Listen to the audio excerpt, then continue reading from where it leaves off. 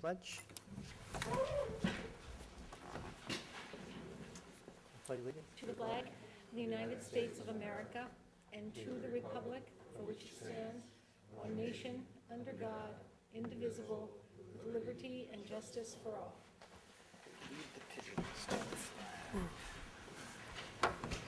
For announcements, we have the open book days at Town Hall for your grievance day, on which the assessors are available to meet with the property owners to answer questions about their property assessments, will be held as follows.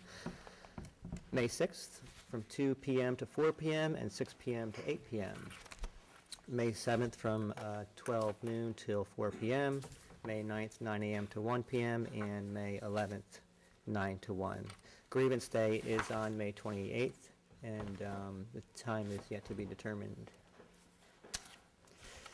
There is a burn ban now in effect through May 14th. No burning is allowed. Beginning on May 15th, small brush fires are permitted. For more information, call the DEC or see the DEC website, www.dec.ny.gov. The Dutchess County Resource Recovery Agency is hosting or having a hazardous household electronic waste disposal day here at the town highway garage on Saturday, June 1st. Registration and payments are required before June 1st. You can contact DC Resource Recovery at 463-6020 for more information. For those who missed rec sign-up at Town Hall this past Saturday, there will be sign-ups at the pool on weekends beginning Memorial Day. Temporary hours for the assessor's office will be held daily from 9 a.m. to 1 p.m. until further notice. It's daily from 9 to 1. Anybody have any announcements? Could we have a moment for the Boston Marathon? Sure. Okay. Request for a moment of silence for the victims of the Boston Marathon tragedy.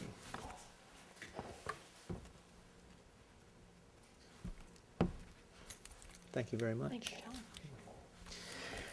We have approvals for the prior board meeting minutes on April 8th. A motion and second. Motion. A second. Any, all in favor, aye? Aye. Opposed? That's so moved. Tonight we have two presentations. The first is from on the waterfront dock. So, do we have, you guys have a presentation tonight? You know about this, Gina, or no? Tony, do you want to just explain how the docks went in and, okay. I think since we're lucky enough to get clear water a couple of times this summer, it made it important that we got the docks in. But we had a few questions from the board for some specifics, but if you could just fill us in on the background. Sure. Tony Tedisco, Rhinecliff, and I'm a member of the Rhinecliff Committee, Waterfront Committee. And as we all know, the docks went in, and they're all functional and operational earlier in the week.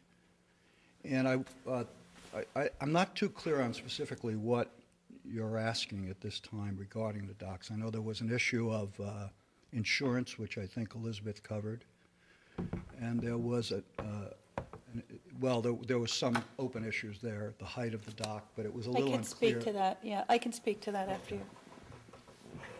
So specifically, what would you like me to?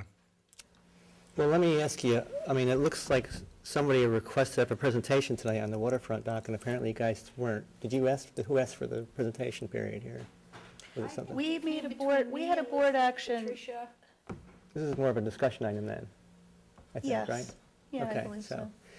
All right, Just apologize. to clarify some of those open issues, and I guess we have three levels of dock there. We have the kayak docks, we have the staging dock, which is about 18 inches above the water level, and we have the ferry dock, which is about 3 feet. And then, of course, there's a bulkhead, which varies somewhere between probably 5 and 8 feet, depending on the tide. So the question came up, is the ferry dock suitable for a small to medium-sized boat? And I've not heard anything to that it is not suitable for it. As a matter of fact, I've only heard positive things about the dock being there. So the question, I guess in one of Elizabeth's, or an email, the question that our insurance provider was concerned about the step. Did they mean the step out of a boat onto the dock, or the step getting onto the ramps? It was a little unclear. I'll just back up. We had a board action not to put the ferry dock in because we didn't have ferry service. But the dock went in anyway. And we were notified I was notified the day before it was going in. Right. And so then we all kind of, board voted not to put it in. Why is it going in? Who took the action to put it in against the board's vote? So that's where everything started. Okay. Well, as I said in my emails, and I believe there was an email probably shortly after the town received a letter from, we should put the dock in anyway. And then my understanding when I heard that you had voted the dock was not going in, I guess was that the information that I heard on which the board based its decision was erroneous, and so I wanted to clarify that in some of the emails that went around on last Monday, I believe. And then, as I said in an email, I received a call from Elizabeth and clarified, well, we discussed the dock, and it was still unclear why one thought it was not appropriate to have that dock there. So I guess the decision was made not Well, I to put think it in. because the Seemed to make dock sense. originally came about because of this ferry.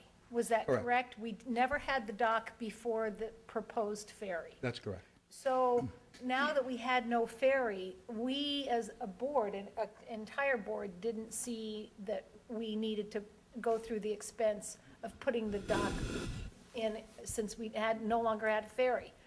And from my phone conversations, there doesn't appear to be any new ferry that's going to come out of nowhere and just appear. So that's why we as a board took that action. And then as far as the intermunicipal agreement, I believe it says that Kingston is supposed to pay for the installation of the dock. Well, my understanding.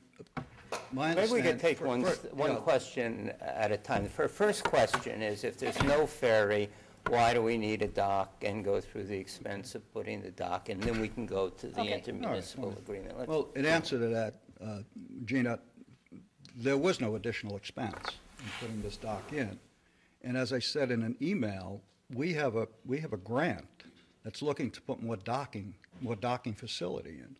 So here we have a dock that is paid for with no additional expense to put it in or remove it, because Kingston has been abided by their agreement to take it over, bring it back, and store it for us. There's no expense there. So here we have the opportunity to have a dock, and that's why I was perplexed by the fact that the board voted not to put it in. When you say there's no additional expense, isn't there a labor time to put that ramp in and, I believe the highway department charges us for their time. yes, they do. Well, I mean, Yeah. I guess, I don't know what that is. I can't imagine it's a large amount if it's going to take, we've done this in a day up until this year, which took 2 days for a variety of reasons. We had kind of rough water out there. But, I mean, if the expense is there, I would imagine it's minimal. And I, not only recently, but in the past, when we're looking at additional docks, we'd certainly, if the board needs support from the fire department, the sheriff's department, or the police department, I think they'd get it. This is the only, we're fortunate to have a deep water dock here. I'm talking about the bulkhead and any dock. It's the only one between Hudson and Poughkeepsie. And if there was an emergency out there, I'm sure every emergency force would want to have as much docking there as possible. And we're looking at putting more docking in for recreational. Does the Clearwater tie up on the bulkhead or the ferry dock? Bulkhead. Okay, It's a so, large boat. okay, so the it ferry doesn't dock. affect that. It's easier to get, as I understand, it's easier to get, it's better to have a higher dock even if the boat is lower, because typically boats have a means of stepping onto a seat area and stepping out rather than conversely So who's going to use the ferry dock? Why, what uses are going to be made of it? Other boats who've landed at the dock there have used it. I mean, a problem we had is boats would dock there when the ferry was supposed to be docked. That's why we had to put signs up that you couldn't dock between certain times, These are private pleasure boats that are, for the most part, or a small cruise boat if the town allows. But let me just add to this. I mean, the comment was that because there's no ferry agreement with this one ferry operator, then there's no need for a dock. If you don't have a dock, then there's no dock program, and there's no way we're going to get a program if there's no dock for somebody else to come in and bid on this. So really, you're killing the whole idea if you don't have a dock. That's correct. There's no way to go. There are efforts There's- being made, Tom. There's no, I know there's people in Kingston who are trying to Right. fulfill that need to do a better program for a taxi service that would not be so reliant on one person or whatever, but there are some waterfront businesses that are looking for people. I don't know how successful they are to fill that need. But if there's no dock, then forget it, then we kill the program. There's no, economic development concept here. One of the reasons why we shouldn't have a dock mentioned last week was that the dock was a hindrance to other boats coming in and other activities. And I took it that the committee had said that, but I've come to find out that the committee never represented that. So I don't know where that came from, and I forget who mentioned it, but somebody said that the dock is a problem for other boating activity and access to the river. So that's why I didn't mention it, because I thought the committee said it, but apparently that's not true. I think this was a So, communication. I'm sorry, yeah. So, you guys, if you guys want to kill a waterfront project, then, just do away with the dock, that's fine, but it's not going to happen without the dock. At least we have an opportunity alive here that the committee supports and have been trying to develop. Well, it's obviously not killed because the dock was put in Thank God. regardless of our Well, vote. I support that, but... That's where the issue came, I think. So, Tony mentioned that we do have a unique waterfront access to our community with this dock, so Dock that's was put something in, we though, should ignore With also. the approval of the board, ultimately. That should be Ultimately, clarified, yes. sure. Can I just speak to, I think there was a communication breakdown, and words like killing and, a project is not what this is about. For me, it's about communication and process. And once we found out what the issues were, we scrambled to address them quickly. I think really it's nice you're here because we can talk about this process. Sure. Our concerns were that the intermunicipal agreement would still be in effect without the ferry service, and that we wouldn't have any insurance liability with a large dock for smaller boats.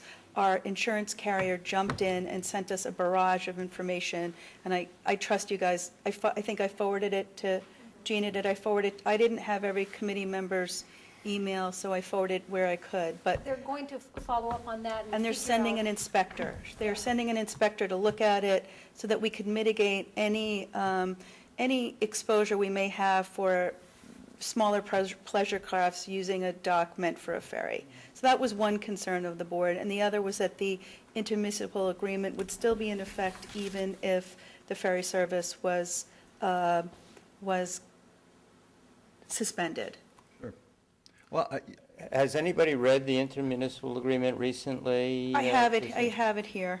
I can't say I've read it recently, oh, but, okay. yeah. Well, John sent me a I thought copy we'd of asked that we just verify that it's still good, I don't- and- I mean, to date, they've been I'd starting be the happy dock. to read it. I think it's in effect until 2015, and I think I remember there being I'll look at it while you're talking. The city of Kingston has been storing the dock, and as a matter of fact, this time, they took it upon themselves to bring it over. Typically, they bring it over with the fireboat, which was not, with their fireboat, which was not yet in the water, so they actually contracted or got someone else to do it.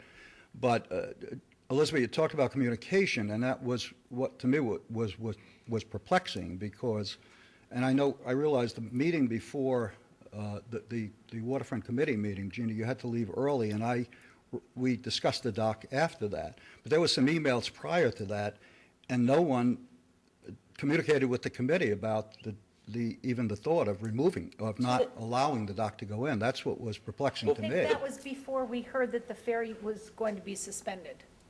well, it was really because we didn't have the second meeting in March. The timing of all this got messed up Okay. because we didn't have that second meeting. So that, it all got squeezed into the short period of time. And as you know, there's a new administration over in Kingston at this time, and Mayor Gallo he rose to the occasion, and he was not even aware of the details of the agreement. But again, they delivered the dock, and it was not an issue. But I think it would behoove the committee, the board to, and I can assist there, to get support, if that's what the board needs, to allow the dock to go in every year from the emergency services. Again, the fire department, the sheriff's office. I know they were in the past, and I'm sure they are now, certainly in favor of having that dock there.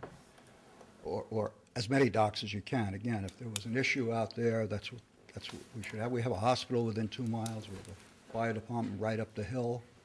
Is there anything else? Not for me. Yeah, I would just urge you guys to look at the guidelines by our insurance company and follow them to the best that you can. I'll make sure I send And- them out to you guys. Yeah, don't I know did if- receive it, got but I don't know if And anyone else. they'll be sending an inspector, and we'll see what she says. And she'll either come on her own or notify us if she wants someone to meet her there. I think it'd also be useful to know how much that ferryless Right. dock is in fact used, Can you speak to that? and whether there are complaints, maybe we're better off with Right. some other kind of dock for kayaks, if that's what the use is. But if there's any way to give us data on it, it's the first I heard the justification that there may be an emergency. Well, I'm down there often. I don't live too far away from Yes, there. okay, And I see yeah. boats docked there, and on occasion, I've had to tell boats that the ferry was coming in, that they needed to leave.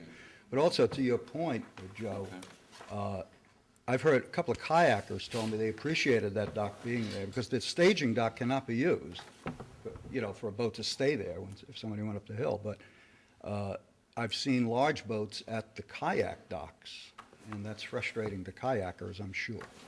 So having another dock there is certainly beneficial. But let me assure you, we're not acting out of general meanness, that where we came from. Not this time. I don't own a boat, so. Where we came from was, it had been represented that the reason for the dock was the ferry, and then we all got letters, or a copy of a letter saying there will be no ferry. So that really was as simple as that, the motivation. And I think the March missed meeting is a good point. Yeah, and our concern is, in the intermunicipal agreement, it says everything's honored as long as the ferry services have been procured for any given year. It's in paragraph 7. So that's where we were going. So there's no ferry service, so they're not Yeah. bound to honor. And we have a new insurance broker, a Right. new insurance carrier, which is different than we had Multitude before. of reasons, but with the new information, I would hope that the board take another look at the need for this dock, and certainly, as I pointed out before, there is a grant out there for more docking, and here we have a free dock, so why not use it? Where are you going to put more docks? Could we- Well, there's a study right now, and when that comes back, we'll know what the best decision And is this grant going to pay for the maintenance and the it's- labor to put it in, or is this going to be another taxpayer expense? It's a feasibility study to look at more docking facility, not the actual go-ahead. Hopefully, there'll be grants available to do something like that. And you know how tight it is there, so we need a study done. Also, just so you know, I have my 2 requests for trees out, so I'll let you know. Great. Okay. Thank you, Tony. Yeah, I don't recall a motion. I remember talking about it, and saying, what we think, but I don't remember a motion in a second and a vote on not to have the dock made. I just want to cover our backs, but neither does the clerk, so. I think we all decided, and I didn't hear any dissent, that because the ferry wasn't going to run, that we would not put the dock in. Right. Certainly was my recollection. Okay. Do we want to pop up to the Clearwater thing while the committee's here? Sure, Yeah. sounds good. Which one is I that? think it's number 6, no, 7, 5, I don't know. 5. Tab 6. Tab 6. Tab 6, business item 5. So we're going to, we have a second presentation, but he's not here anyways at this point in time, so we're going to jump into an item that would pertain to the waterfront, and it would be item number 5 for business, and it's a resolution authorizing, a resolution authorizing the Slough Clearwater to dock at the Rhine Cliff. And is that for a specific date, or is that for the We whole actually thing? have dates now, don't we? You have dates in front of you, Gina? I don't have them in front of me. Do you know, Patricia? It would be Friday, the last day of June, so it can go Friday, the last day in May through Saturday, June 1st. Okay. So, Thank you. so you said the last Saturday, you said, in, The last Friday in May okay, last Friday in May would be the through third, the first Saturday, so 2 days. okay, so May 31st and June 1st, just 2 days, okay. So a motion and second to approve. Motion? Second. All in favor, aye? Well, Aye. before we do that, Second. can we ask the committee what their view is? Should we approve it, not approve it? Absolutely. It's a great thing for our. Be an asset for. Absolutely. Especially for. Joe, thanks for asking. That was great. We do have a waterfront day in that weekend, right? That's, That's why it's here. right, that's June 1st. Right, so June 1st is waterfront day, and we'll add that to the announcements. During the entire, I think, 11 to 5, so that Okay. people avoid Okay, great. That's great. So all in favor, aye? Aye. Aye. Opposed? So moved. Before our second presentation, could I have Alan Shearer speak to us about Time Warner? We're working on revisiting that contract.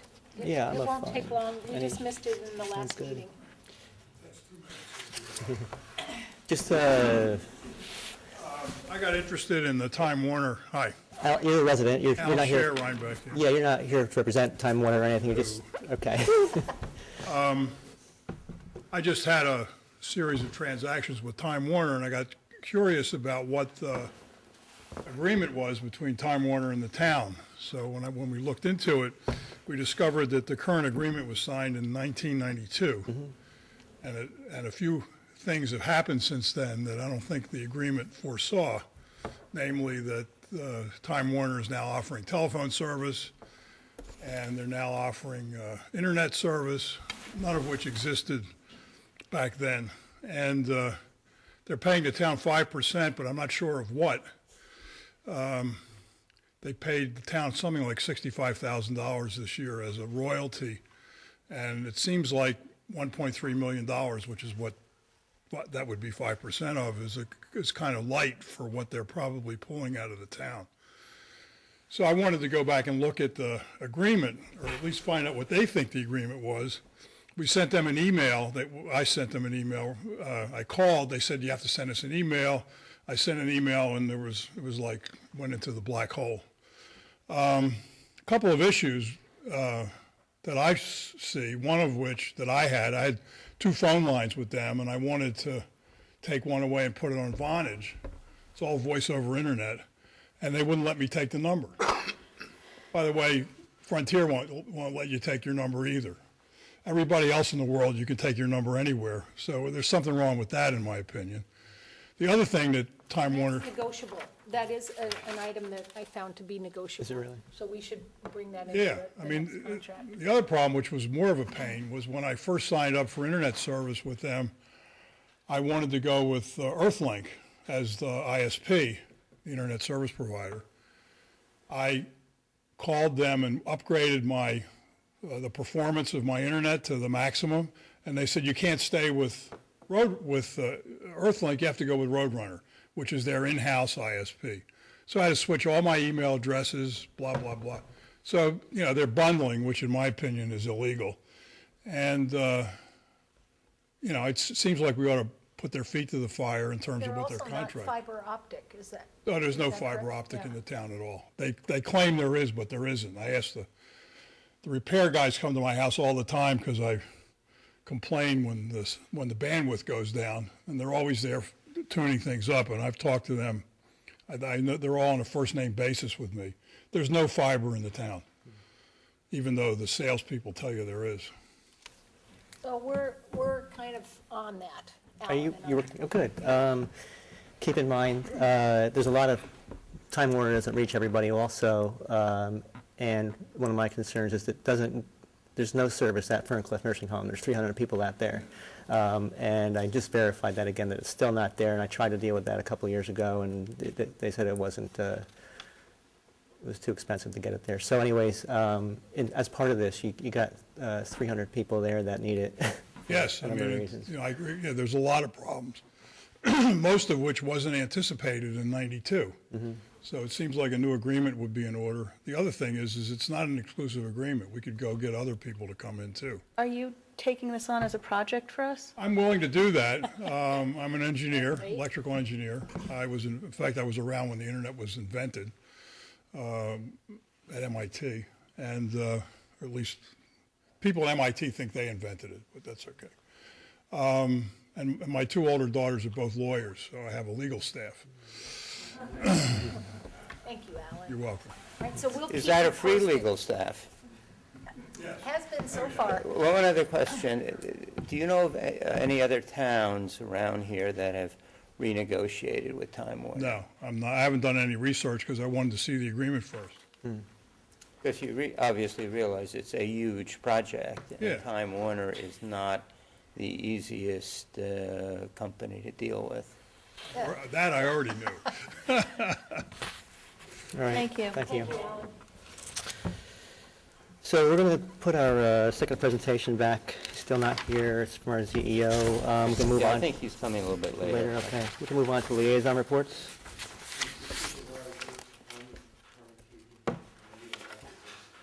About what? Oh, okay. You can come to the mic.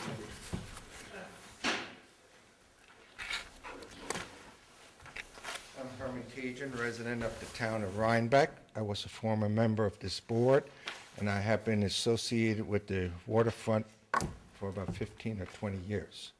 So I think I know a little bit what I'm talking about. First of all, there is the issue of the lack of motorboat docks. Initially, the canoe kayak docks were put in for a sole purpose, to promote paddlecraft. And this was done years ago when we first put these docks in at the request of the folks who were involved in the Skull activity. We have a very active group here. Because we didn't get them in soon enough, they, of course, had to move elsewhere. The canoe kayak docks are not intended for motorboats. They are not heavy enough, they don't have the cleats. And by the way, ladies and gentlemen of the board, I have been boating the river for 38 years. So I think I know a few things about boating. There was a project to put in motorboat docks. We had a contract, but a prior board canceled that. Those docks were to be of similar style with the riding up on these rails, and they were supposed to go around the end of the bulkhead, leading out from the staging dock in the ramp and going around. I think there were about 5 planned because we had to could not go any further because otherwise we would have made it problematical for larger boats to tie up. Had those docks been put in, we would not have the problem of addressing adequate tie-ups for larger boats. Now, getting back to the situation of the ferry dock. The ferry dock is the only dock that is convenient for a larger boat to tie up. I have a 28-foot boat. That is the dock I would tie up on. You cannot tie up on the dock in the ramp the launch ramp, because that's where people, when they come in and out, need to tie up, get on their boat, and go. All right, that's intended to be a temporary dock. So that's history, and this board should be aware of that history. We're not going to be able to put in motorboat docks today for the same cost that would have been prevalent back 8 or 9 years ago. Now, we have an issue where this dock almost did not go in. It is my opinion that the liaison to any committee should be an advocate of that committee, should be informed of the work of that committee, should be zealous about the work of that committee, and act as the representative to the other members of the board. I don't think that happened. That is why, unfortunately, another member of the board, who was not the liaison, was the one, according to the emails that went through my box, made this whole thing happen, that we at least got the motorboat dock in. And that's another thing that I'm going to point out to the board. The liaison is a two thing. The liaison is supposed to feed back to the committee the views of the board, be they financial or program-wise, and then take back to the board the views of the committee. That's why the liaison system was put into effect. Herman, I don't want to, All right, one more there was a time frame issue. We didn't have a second meeting that month, so I don't want to point out liaisons. But I don't it's want still- it was a time of confusion period, and there's nobody to point out on the board who was at fault, who was not. So, Well, things happened, and we got over them, so let's just, I want to move on with Also, I that. want to point out, there will be a request coming that we need some more safety equipment in order to, for our personnel working on launching and pulling out the docks. Now, that is being worked on because, as you all know, when the docks are put in, the water temperature is about 45 or 50, and when they go out, it is cold. Anybody falling in that water without adequate equipment, it could be a serious medical issue. So we are working on that, and hopefully the board will support us. That's a one-time investment. The equipment can be used again and again. So I hope that, I know nobody on this board is a boater. A number of us on the waterfront committee are boaters or sailors. So we are aware of the river, and we love the river. And I have to thank Tony and Pat, who are working on this committee, for the great work they are doing, and the board should recognize them for their hard work. Thank you.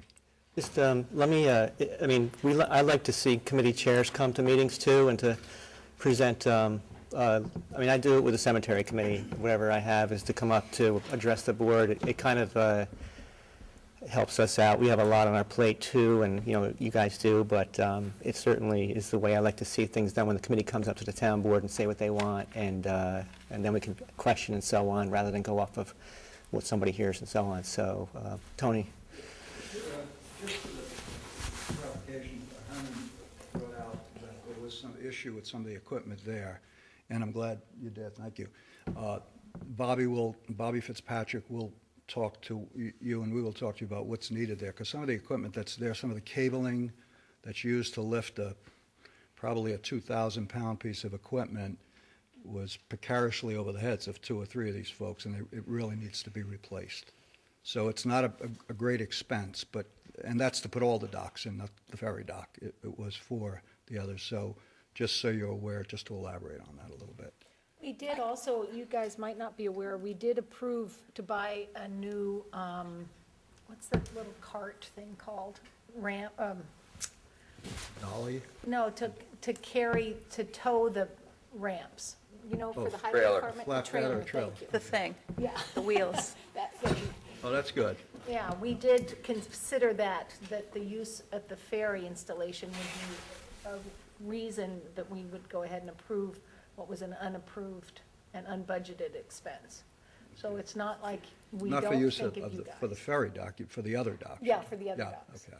Because the ferry dock will continue to go be stored across the river. But Bobby told me he's getting the prices for the cabling, so. Okay, terrific. So you're but- aware of But Herman, you were talking about the wetsuit thing, right? We need safety equipment for any personnel, because if they fall in, it's a hypothermia issue. Right. So, Yeah, and that, also adequate, I think Bobby, he has a life preserver, which should be used, or anybody else working on the launching and taking out of the docks should have life preservers on. Right. I just wanted to clarify, Kingston does bring the dock over. We don't put that dock in, correct? That's correct. no, that's. Well, we put the that's ramp in. Partly correct. They bring it over. We install it. We install it. They Yeah. just put it in, what it amounts to is just putting a pin in the roller to latch it to the shore mounts. They bring it over and They deliver it and pick and return it. they lift it out of the water and store it on their own. And they store it on their side, not on our side. They store Yes, it with that's their what side, the yeah. agreement calls for. But this dock is the same dock that they have in their marinas over there. It's their specs, it's their designs, and their engineers designed this thing. A lot of, they have the lower ones, most higher ones, that is similar, same design as the docks. They have medium and small. Tony, we don't let people keep their boat on that ferry dock and go for lunch. I assume that that's not a permanent or a mooring place for a boat for an hour or so. I assume that it's just to pick up somebody and let somebody off. People have docked there and have gone up, I guess, for lunch or just move around the park. But there's nothing that says they cannot unless So what happens if another boat wants to come in? first come, first served, I guess. Or they'll dock it if they're large enough at the bulkhead, or it's probably large enough to dock two boats, but I'm not. Have you had any issues with people The only, hogging the dock? the only, The only issue we had is when the ferry Right. was coming in, as I mentioned before, I had to flood it. Does anyone overnight? Overnight? Yes. Do they need permission for that? Do they need permission for that? Yeah, they probably should. we I don't could, know we if could we just, do we that. could say that. We could not allow it, we couldn't not allow it and then enforce it somehow. I mean, we'd have to make Or it. do we need to? I don't know. Well- It might be okay for people to spend the night. I don't know. At one point, I think the board, when this surfaced last year, or a few years back, we talked about putting a sign up where one would have to get permission from the board if they want, especially if they want to dock overnight. I think that was more if somebody wanted a dock to pick up passengers, more commercial basis. But there's no signage there now that talks about any. We might, Just as with the Clearwater, you have to approve their saying that that's more commercial. Again, I think this is an issue for the committee to talk about and make a maybe you recommendation guys- to us we can rather talk than about that. us popping off the top of our heads.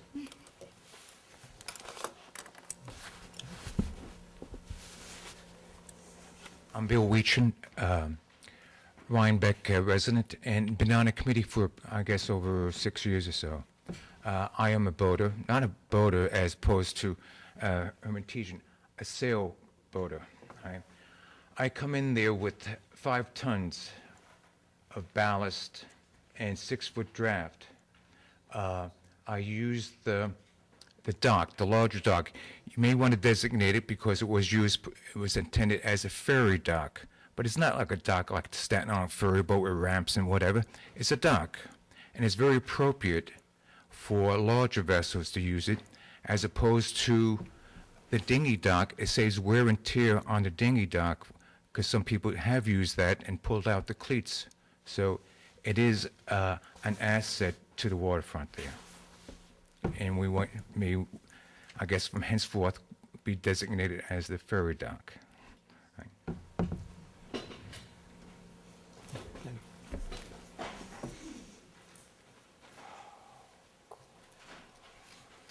Hi, I'm Meg Tedisco, and I do much better when I just take notes. I'm not good at talking.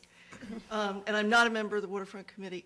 But just listening to the discussion on the intermunicipal agreement, I'm thinking it might be a good idea to pin down what Elizabeth referred to, I forget, I think it was paragraph 6 or page 7. Paragraph 7 and paragraph 5. Yeah, since this was a collaborative project between Rhinebeck and Kingston, that both groups be on board with the idea that there is not a ferry service, there is not going to be a ferry service, there's no chance of a ferry service before decisions are made or thought about in terms of what should be at the dock or what should not.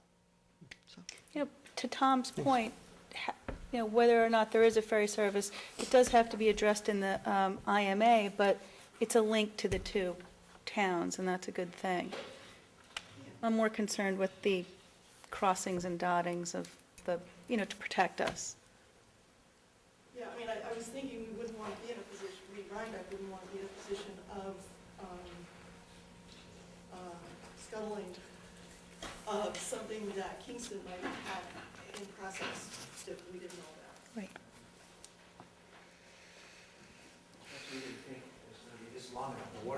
Well, you know, I mean, it just reflects the importance of the waterfront to the community. Yeah, It's how I'm taking it, so. It's a very important part of Rhinebeck. I think even on your, the computer masthead or something, that you have the river.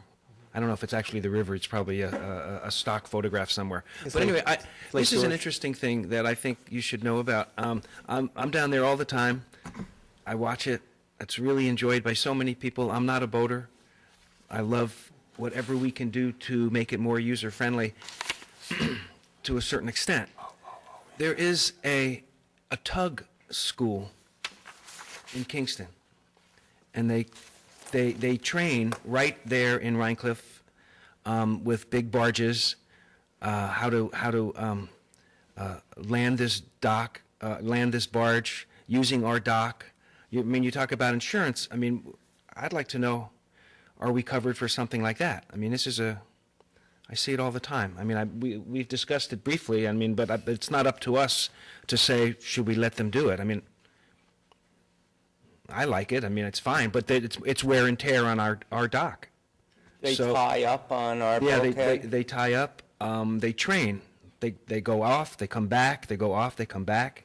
And this has been going on for a couple of years now. Well, it's certainly worth contacting them, and I'm sure they have liability insurance, and, but that's something that, yes, we should check in with them. If you get me their name, I'm happy to call them. I'll try to figure that out. And find out, maybe we can charge them some fee. Yeah, why not? I would think. All right, you All get right, me their. I'll try to do that. Thank you. Sure. And just to correct Herman's statement that there's nobody on the board who's a boater, I've had a boat for about 20 years on the river. But I no longer have it. You're welcome to come out. I'll take you up on that. Lawyers have boats.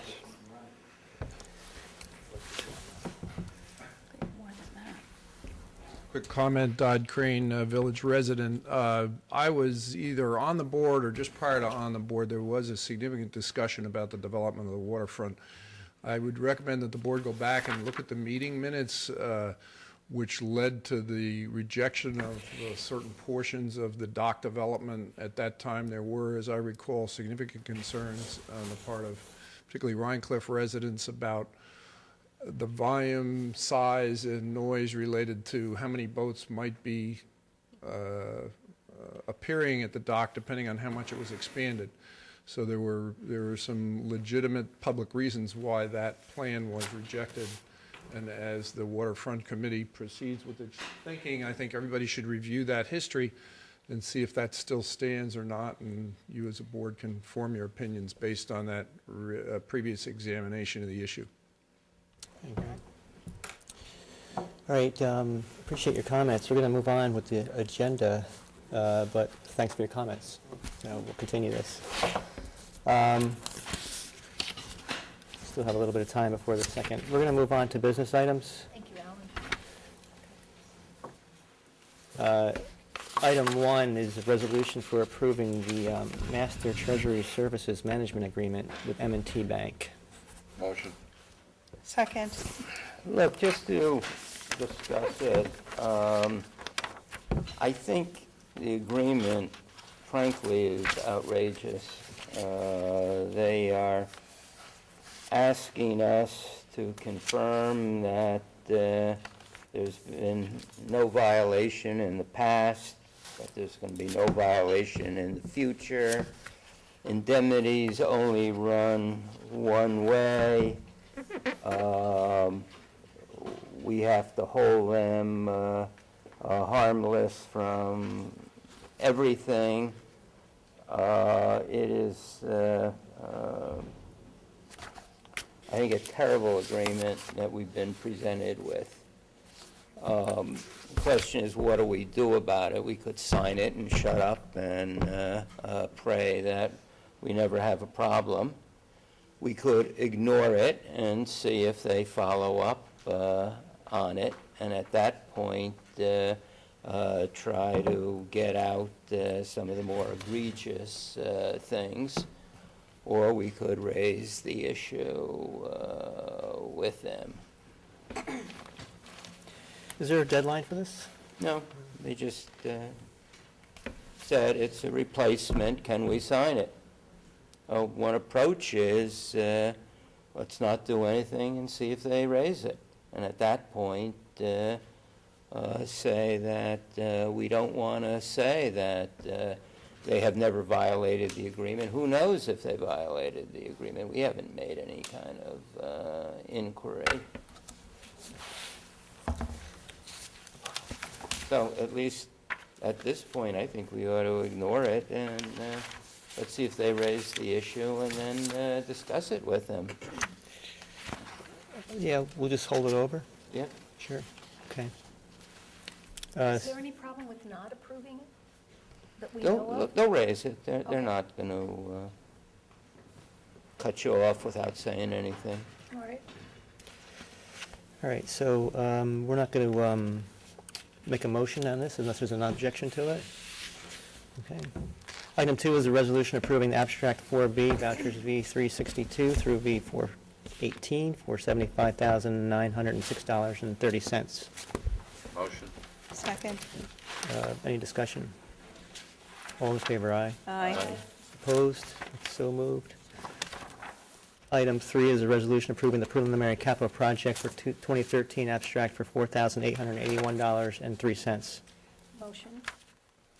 Second. All in favor, aye. Aye. Opposed? So moved. I'm abstaining. Abstain, one abstaining. Item 4 is a resolution approving, authorizing the hire of seasonal worker to collect brush and leaves. Motion. Second. This is John Kilmer at the landfill. Is this still once a month? That's Yeah. the relationship. It'd be the last day of each month. Until the first snowfall.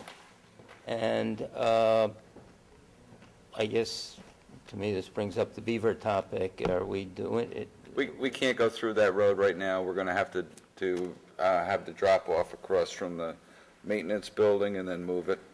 Okay, but work will start soon on that road, or Yeah. you've ordered the supplies that we Yeah, authorized? they're on order. They're coming. Is the brush drop-off the last Saturday Yes, of the month, and that goes for this month? yes. Okay, thank you. Okay, so all in favor, aye. Aye. Aye. Opposed? So moved. Item 5 we approve was the clear water at the Rhinecliff dock on May 31st and June 1st. Item 6 is a resolution authorizing the purchase of specialized sand for the ball fields. Motion. Second, Any discussion on that? thrilled about it. All in favor, aye. Aye. Opposed? So moved. Item 7 is a resolution authorizing the temporary hiring of a part-time office worker for up to 75 hours to perform data research, updating, and migration in the new website. Motion. Second, Uh, Elizabeth explained this earlier. Yeah. Elizabeth, this is about the data migration that's in the budget, and it's been seconded. Oh, okay. We We have a new website, Drupal Gardens, and we've been desperately trying to migrate our data from the old outmoded website to our new website. It's very labor-intensive. We did budget for labor in it this budget season, and I kicked around with the web committee, and we came up with a great, already an employee here who's willing to get trained and do it. Okay. Any further discussion? No. All in favor, aye? Aye. Opposed? That's so moved. Item 8 pertains to our presentation, so we'll hold that over. Item 9 is a resolution for the standard workday and reporting resolution for employees. Motion and second. Motion. All right. Yeah. I'm sorry. Well, I was waiting for you to get to the discussion to say, I'm not sure I really understand this. Second, I'll Wait a second second. it. This is about, I guess, the retirement, New York State retirement system. They want,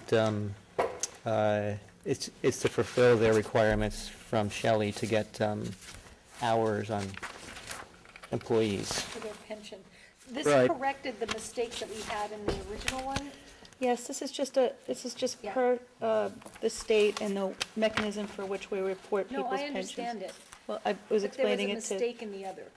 to Joe. I guess what's throwing me, some of these things like assessor's aid, the normal workday 7 hours. You should talk to Shelley about it, because it's really a mechanism, and So it doesn't matter what we put down? if we change this, she'll have to go back and, I believe, alter 20 years' worth of records. Yeah, that's So correct, actually. This is a no-brainer. Well, the assessor's aid is a 35-hour week, so that's why it's 7. Do we have an assessor's aid? Donna. that- Yes. What? Donna. Oh, that's Donna. I thought it was Rochelle. Any further discussion? No. All in favor, aye? Aye. Opposed? That's so moved. Item 10 is authorizing the solicitation for bids for to purchase a truck for the maintenance department. Motion. Second. Discussion? All in favor, aye? Aye. Aye. Opposed? That's so moved. Item 11 is a resolution approving town hall use application for the Rhinebeck Legion Band. Motion. Second. All in favor, aye? Aye. Aye. Opposed? That's so moved. John, do we have a calendar, because these are multiple dates, could we discuss having a calendar posted in the hallway of who's got the town hall on specific dates? We use the Google Calendar. We have it on our computers. I kind of like it in the hallway. Why? Why? Then he has to change So we it. can and- see it. He's a schedule keeper. The Okay, clerk's never office. mind. I think it's kind of nice when you come in and you say, oh, who's the group that's in there? And you can just look on the calendar and Not our say, website? It will be on our new website once we migrate the data to okay, it. I'll use Okay, so let's my get with the new, smartphone to look it up. less Okay, paper, more online. Whatever. Item 12 is the resolution approving the intermunicipal agreement with the Rhinebeck Central School District. Motion is second. Motion. Motion. Second? Discussion. Every year at budget time, we say, well, shouldn't the school district pay for tax cert work? And, maybe this year. I can speak to that. Well, let me finish. Maybe this year we ought to raise it with the school board early enough so that it fits in with the budget, and we actually have a meeting, and we don't get a perfunctory thing saying no. I guess, Other towns are starting to do it. Well, I guess the other, as the liaison to the assessor's office, I've spoken with our attorney about this, and I think Tom was even there for with Karen, one of the, no, there's absolutely no legal mechanism for them to comply. They are allowed to have, Arlington, other school districts have their own attorneys put forth the cert cases, because they want to protect the tax base is even more rigidly than towns. And I think that's the way that flows, not them paying for us. If you'd like to talk to them, I think, you could. I think the board ought to talk to them. The fact No that... legal precedent for it. Pardon me? The board could go to them and ask them to have their attorneys We press have forward to, the tax the assessors are within the town. We have to see these certiorari cases. We can't give it up to the school district. But Elizabeth, we do know that in some school districts are chipping in. Now, if you don't ask, you ain't gonna get. But we could at least ask, otherwise, why talk about it at budget time? I mean, we can present them the tens of thousands of dollars we pay for the tax cert cases to preserve their budget, and maybe they can contribute. Want to go to a board meeting? I'll go to a Board of Ed meeting with you and present it to them. Have a beer afterward? What's that? Yeah, sure. Come in. Look, the other thing is this Wait a agreement... minute, okay, I'm sorry. This pertains to facilities. This doesn't pertain to anything. This is a shared agreement that we would share each other's facilities, and we both benefit from it. What it basically means is, we use the auditorium. They're not going to charge us for the custodian or the property manager or somebody to watch over us, and vice versa with us. So that's basically what this has been over the past few years. This agreement provides that we name the school board as an additional insured on our insurance policy. We should check as to whether, in fact, we do it. So maybe... Are you asking me to check? Well, I think you've had the contact with the Spain agency. If you want, I'll be happy to call them, but if you're calling them, this is paragraph 11. What do you want me to ask, if we have been doing it, or? Well, I don't care whether we have. We're supposed to under the agreement, so we ought to in the future, if we haven't, and they're supposed to name us in their insurance policy. It's a reciprocal provision. Just in case something happens, I want to make sure that we've complied with the agreement. Okay. They're required by New York State insurance law to forward the confirmation that you are named on it.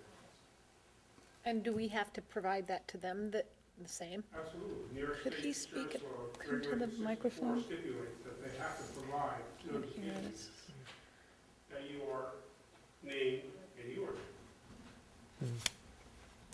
So the town clerk would have that on file, I would assume. I've certainly never seen it in the years I've been on the board. I know that on buildings and the building inspector always gets something from an insurance company saying that we're named and insured, but I have no idea as to whether we get something from the school board. John, maybe you can check with Joan as to whether she's seen anything, and maybe we should call the school board and administrative person and ask if we are named just as we're checking. The option in the audience. Everybody else all set? Do we vote on that? All in favor, aye? Aye. Aye. Opposed, so moved. We did wrong. All right. Elizabeth, we can't approve the next item, Tom. Okay. She's working at the prison tonight, so we're going to hold that over. Okay. Item 14, the resolution accepting the bid for the cemetery mower. Item 14. Second. Okay, any discussion? Do we have any other bids? No? Okay. What is the bid, do we know?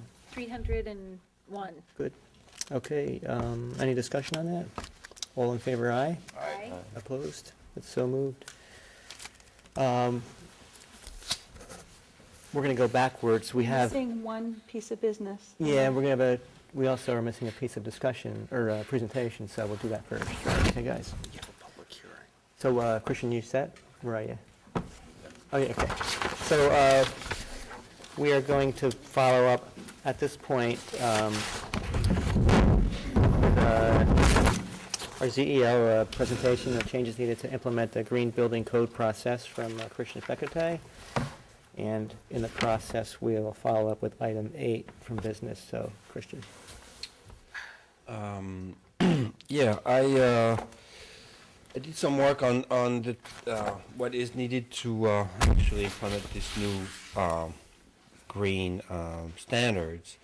The first thing I want to say is that the International Code Council, which is the body who actually writes the New York State Building Codes, or the United States Building Codes, is actually in the process of putting out its own green standards for review and public comment. Probably won't happen in 2014, but probably in 2015 or close to that. So we're not far behind. What I said last time is basically that we have a few standards to look at, also at other communities. We have to create our own standards, but most of it is already pretty much in the pipelines of what's going to be needed. So by the United States, all over the country, within a couple of years. So that being said, I think that there's a lot of educating, reach out that we need to do. That would take some time. The standards by which we will review the applications and is really the hurdle that I think would need more digging, at least from my point of view. How do we view the proposals? What level of green are we expecting to enforce? And how do the architects, the applicants, certify that they are reaching these levels? These standards are, I think, what we're going to spend the most time to adjust with what's coming, prepare the town for what's coming, and inform the local businesses and, ourselves here. Are there any upcoming seminars for building and zoning enforcement officers? We just had one this last week, and so that's where I get my information as to what was coming in a year or so. The main item that is going to be the bulk of the green standards has to do with energy savings, how to make our houses more tight, more insulated, better windows, better air flow, air circulation control, less of a site plan, site design, and all these things. I think that the focus is going to be on how to save energy. So that will be the biggest piece of it. I had somebody ask if it was going to be difficult for builders to access those materials from construction people. So I checked with Williams, and their windows and doors that they carry now are LEED certified. And and Energy Star. Right. They said that, to their knowledge, no one should have a problem accessing the materials that they need. Right. I would say probably 75% of what is required to have a complete LEED rating to the level of what's in the code today is available. So the question is, how much would it cost to add this additional 15%? Is that something that we want to do on our own or not? And how do we review this? That's what we're talking about. So I have a question. I don't know if you put a moratorium in place, if it's been voted or yet. Not yet. No, I was waiting for you to come up. We were waiting for you. So. All right. I think that if we plan on 6 months, I think we should be well ahead of the game by then. But there's an option. I just want to make it clear. there was an option to go towards the Star Energy. Not stay with LEED, but that was something I believe is part of this whole thing. Right. So we were not like on this, if somebody wanted to go LEED, that's fine, but there were other standards that they could follow also. So this is all part of this process of what we want to find out, right? Right, right. Energy Star is part of the requirement for the NYSERDA, a New York State Energy Recovery. It's like a Central Hudson kind of offshoot. So yeah, it is part of, Energy Star is one of the bases of any and all the codes that are available. Yeah, definitely. All right, so anything to add from anybody? No? Okay. The CAB, what are your thoughts on this? You have to come up to speak, though. I'm sorry, Meg.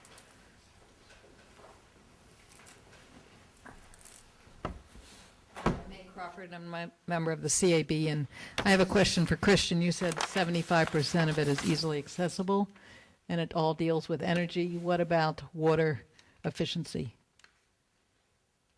Those are also issues of green that the board will have to decide which one they want to incorporate. What I was saying is that the building code that is coming up addresses mostly the issues of energy conservation. As opposed to water conservation. As opposed Meg, to can I to ask water you what you conservation. mean by that? Do you mean water Low flush recycling? toilets, low use in shower heads, all of which will decrease not only the amount of water we use, but also the amount of wastewater that's created. Right. Water harvesting, all these things are definitely part of the whole green package. The question is, do we want to impose that or not, and how do we do that? Christian, The lead level that is in the code today requires that we at least look at these issues that are adding on to total a certain number of credit. It is pretty, it's up there. What we have in the code today is pretty ambitious. So I may not understand. I thought that what we were going to talk about tonight was how long does it take to figure out the process to administer the green building code? That's what he said. He thought we were good if we did 6 months. that Okay, we would be up to- but I heard education. I heard that and I'm not sure that we've ever been in the business of educating people on the codes. Well, I don't think. Well, I think that personally, I think when you it's not personally, actually, it's like when you create a change in an organization, in a community, you have to reach out and explain what you're doing, why you're doing it, and convince people that it's a good thing. That's why we have, these public hearings and all these debates. So that's what I mean by educating. Okay. But I disagree a little bit, Bruce, or maybe it's not even a disagreement, but for me, as a community member, not as a town board member, whenever I came in downstairs, it was a learning experience and education for me. What do I need to put up a fence? What do I need if I'm going to have a pool? But that's from the resident, that's an incentive or initiated by the resident who wants to do something, right? It's not our obligation to go out and generally educate people. No, I 'cause think we would do all the regular sources, post it on the web, put it out in the do press. all the stuff that we do now. Yeah. Okay. I was getting the impression that we were going to do something different. Were you? No. Well, that's what I was I getting. was hoping, no. You're think going to we'd run a make it- workshop, Bruce. Yeah, my other concern, just so you understand, is I think we have the codes or the levels and everything in there. I don't think we're debating those, are we?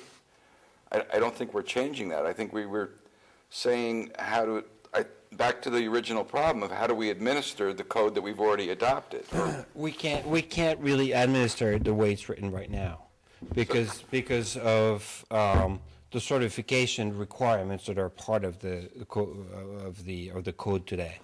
You cannot certify a building that before it actually is lived in for a while, because you have to take air test. I understand that, the catch-22 with that. But what I'm having a problem with is, I got the impression that we were going to change the levels that were in there. I thought you were inferring that we were going to be changing what we've already decided as the gold, platinum, whatever those things are in the code. And that, are you saying that or not? I think we discussed that. That's what we're talking about.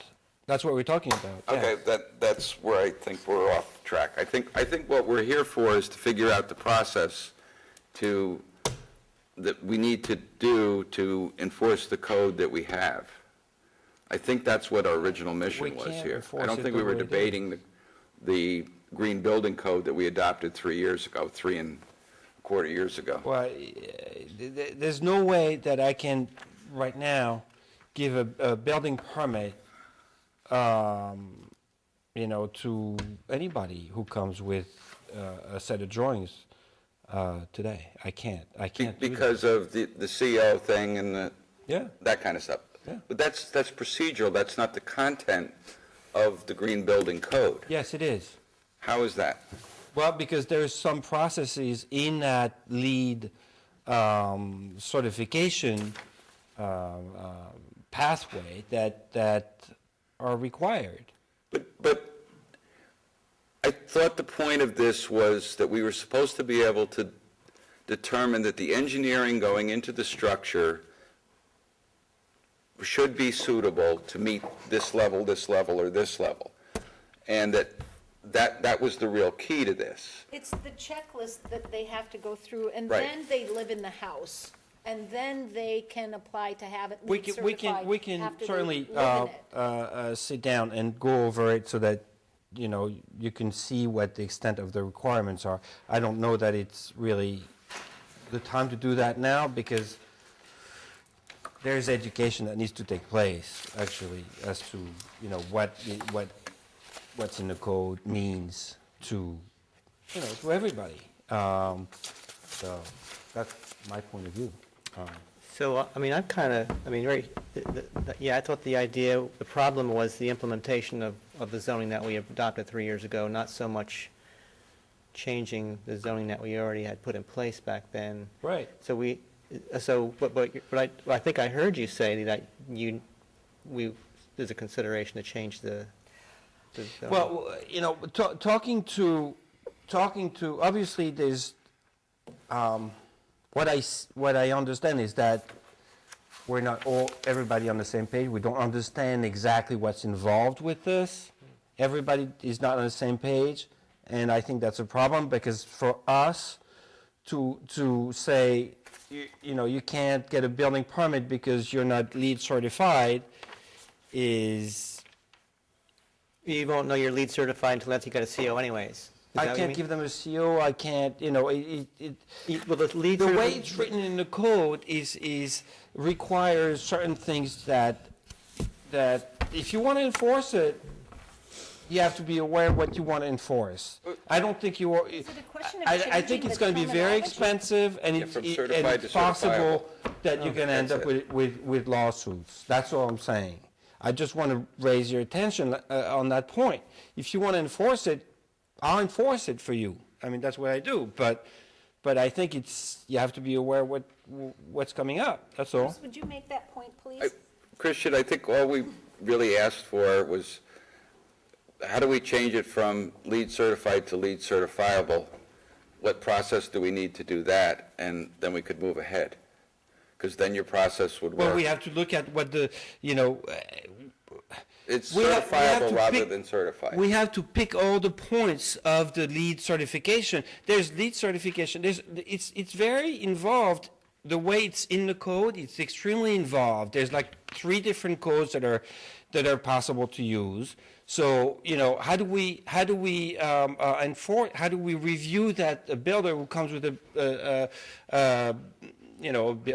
set of plan meets the requirement? If you don't go through the U.S. Green Building Council, because it's very expensive for the applicant. How do we do it?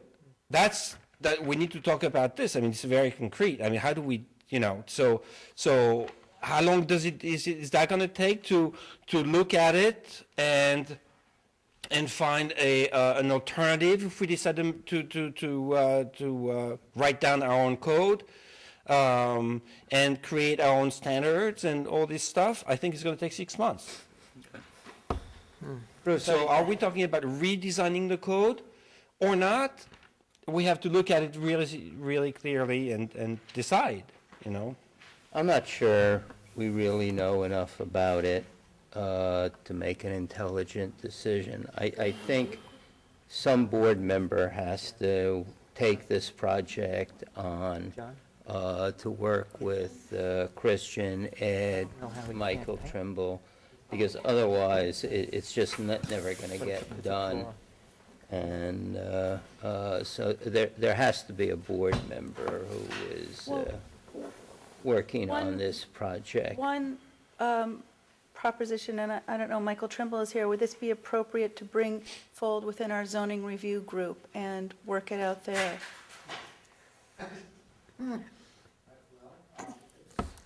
be something we could certainly look at and decide whether or not it goes beyond what I think the town board is asking that group to do. Well, obviously, we would have to pay for professional services. Yes, and I'm not advocating that we don't, but it seems like it's the right board heads. It's a place to start. Yes. And I think from there, I think it is going to become more involved in terms of the actual nuts and bolts of how we're going to implement this. And that would probably be under our group and task that in terms of. So I'll email the group about it, and we can. Yeah, I don't think, it's one of those obstacles we hit with the new zoning. But in the meantime, there's people who want to move forward on our projects, so. Well, they are, aren't they? We're just. I don't think they are they? Everybody's set a freeze because of this. They're not. That's what We're not issuing building permits? That's the We problem don't with, have a moratorium right now. right. So it's Well, I think that we're thinking of initiating the moratorium tonight, which would allow any outstanding building permits to be processed. Is that correct? I think that's what we're talking about, Yeah. yeah. It's you to tell me what, Yeah. what it means, really. And I'm getting the impression that's backed up by the planning board also, so. We have a public hearing application on the report. Okay, that's, you know what, I'm actually, that's a good point, because Sorry, what was the point? we got to get to the public hearing to hear some comments on this, so. Okay. Thanks, Christian, the presentation was made very well, thank you. But I think we got to wait for Bruce to come back, and we'll open up the public hearing for that, but thanks. Thank you, Christian. So, moving on to item G in the agenda is a public hearing on the proposed local law for 2013, a local law imposing a 6-month moratorium on the implementation of the provisions of Section 125-61 of the Town of Rhinebeck Code relating to green building standards. So, at this point in time, we'll open the floor to public comment. This is a public hearing, and it's really not a point for the board to engage in a back and forth with the public, but rather an opportunity to hear public comment on the proposed law. So the floor is open for public comment.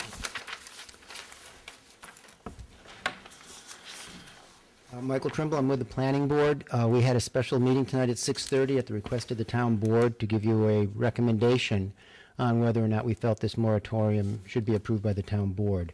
We had 6 of our 7 members were present, and the vote was 6 in favor of recommending the town board do indeed adopt this 6-month moratorium on this section of our zoning law. Thank you, Michael. Okay. Any public comments on this?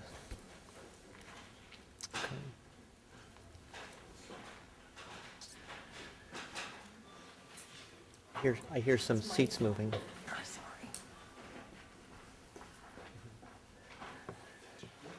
Hi, I'm speaking as a member of the CAB, but I'm speaking for myself because basically I feel very confused about this whole thing. I feel like I feel from what you said and from what the board said, that the way the law is written now, it is very, very difficult for a developer, a resident, or anybody else to come in here and know what they need in order to meet standards. And I think just postponing this law for implementation 6 months down the line without changing that law so it's clear, to me, doesn't make any sense. That's all.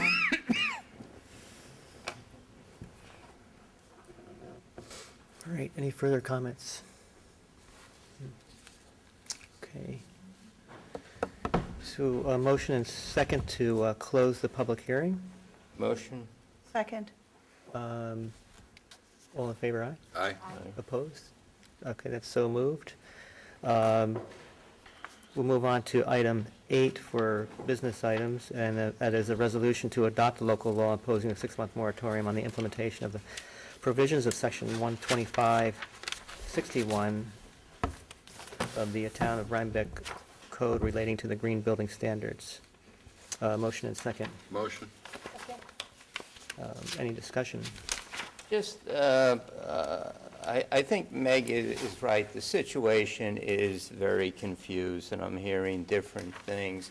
I think it's a great idea that this committee is thinking about changes, if any, to the code, run with this, and I think it's a very complex issue, and it may be simple in that we just say LEEDs, you got to be LEED certified, maybe as simple as that. It may be, though, I've heard things saying, well, we need unique modifications for a small town, which is a much more involved process. So I think people on your committee, Elizabeth and Tom, really have to dig into what the LEEDs process really is, and I would suggest maybe you have a group of architects in with Christian to go through it. I'm sure Bob Fox will be generous with his time, and he is an expert in LEEDs. And then report back once you gauge the dimensions of the problem. I think that Meg made a good point, too, that this 6 months should be utilized to what is it that we're asking for, and how do we make that clear? That's part of what this 6 months will lead to, I would think. The zoning review group functions really well, and we'll float it out there and get some feedback and be able to report back pretty quickly onto how we can begin to tackle I this. think David Anton would be, I don't think we should. I don't think we should be mentioning names. We should. Really?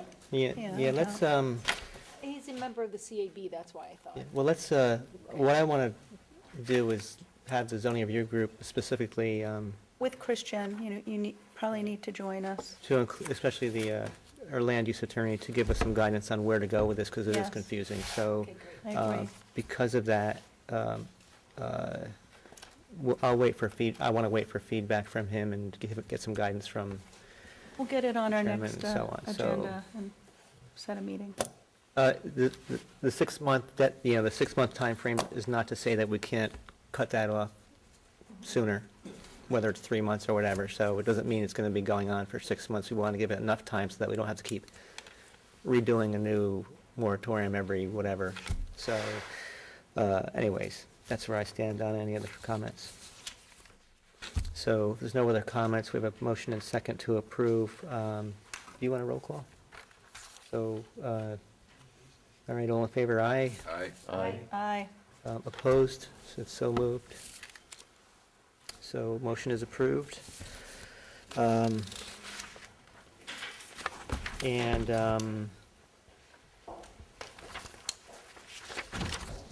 that's it. We're moving on to items for discussion. No, we have one more, What did I miss? Board of Assessment Review appointees. Did we have Okay, them on here? did we?